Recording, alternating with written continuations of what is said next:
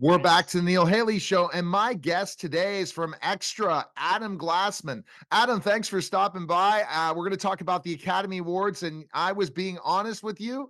I did not watch it, but I didn't miss anything because I did go into the theater and watch Oppenheimer, which literally dominated everything, didn't it?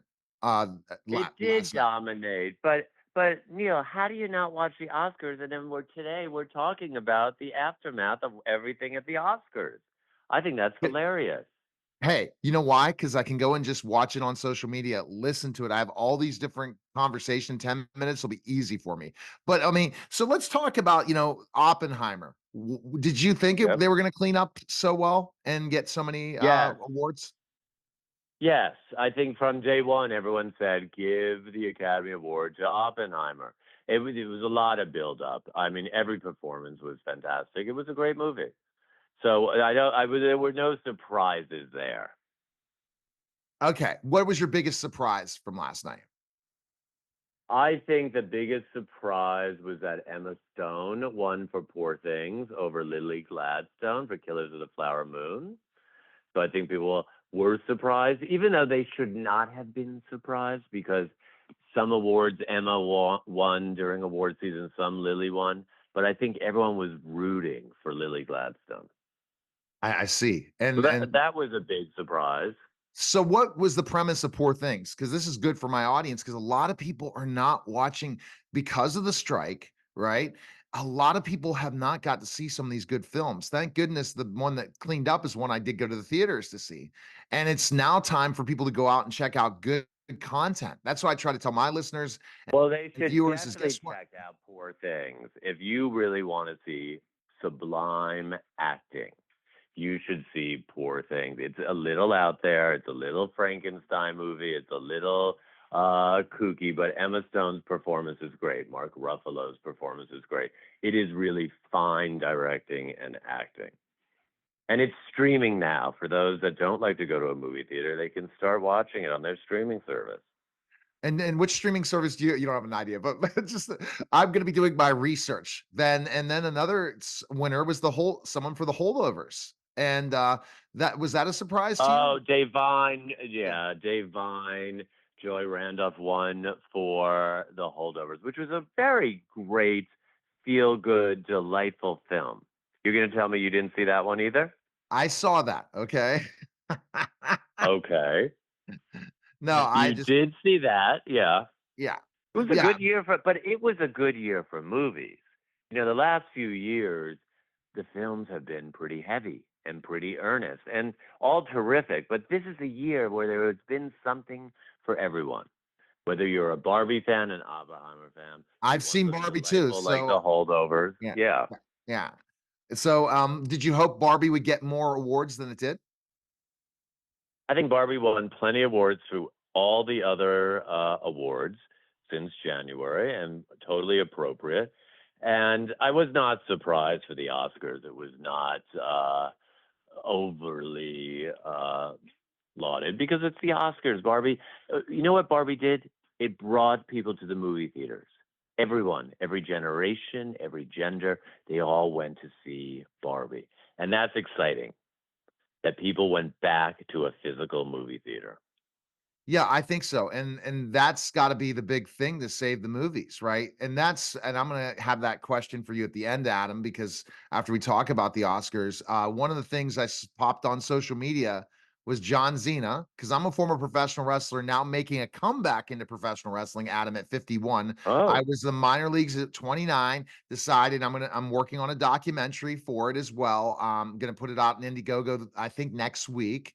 So I got a lot of different irons in the fire, but when I saw my wrestling buddies post John Cena, that was a surprise, right? For sure, with how it he's was a bit of dressed. a surprise, but John Cena is also an actor as well. He's a household name at this point. People know him beyond just being in the wrestling ring.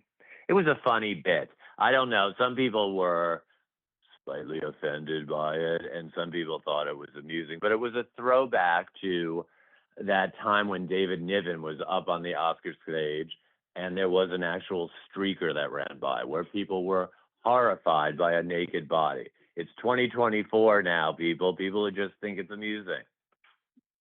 Exactly, and did you see the side that he also did take pictures back and behind what really was what he had underneath that, which was funny as well because it wasn't such a risque thing for professional wrestlers, right? Just a little bit more No, we risque. have seen him. I think you know this as a wrestler. You probably have worn less. I mean, you're practically naked when you're wrestling. Yeah. So this was not a but again, it was a shock value, at least one shock value. Are you shocked about John's rise from pro wrestling to movies and stuff? What do you think of his No, now? he has a great personality. He has a great personality. I'm not shocked by that. There's plenty of people that go from sports into broadcast, that go on to radio, that go to act. I mean, look, Arnold Schwarzenegger started as a bodybuilder. Then he became the biggest movie star. Then he became the governor, and he's a movie star. So You not always surprising. I'm putting the time you put into this, Adam. What was your disappointment of the night? Because there's always like you're saying we should have had certain people win certain things. What were your disappointments? I didn't have a big disappointment so much with the show. I think no, yeah, it was great overall. To be honest, I thought people looked great. You know, I'm always my eye is looking for the fashion, and we do definitely have the biggest fashion show in the world with the Oscars. And I think people came to play. They looked spectacular. There was not a big disappointment at all And for me. especially It was years of one of the best shows in years. because now finally there's a little bit less COVID restrictions now, would you say on I would there? say there are no COVID restrictions right now. Oh, good. Okay. Zero. I think we have all forgotten about COVID, especially during award season. I mean, even like last year, they were still checking your vaccine card, and they were still making you get tests. But this year, no. I think that is behind us. All right, Adam, do you expect tons of content to start popping up on all the streaming networks soon?